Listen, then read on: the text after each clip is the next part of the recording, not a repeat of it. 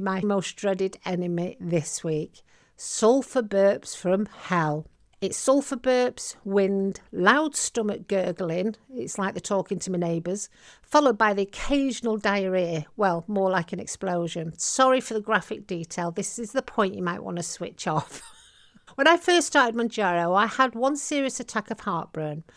Drama queen that I am, I thought I was dying after eating a couple of pieces of bacon. I had the occasional sulfur bursts and thought, oh, yeah, I've had those. Not nice, but this takes it to a whole new level. Now I get it. It's like having an alien making a nest in your stomach.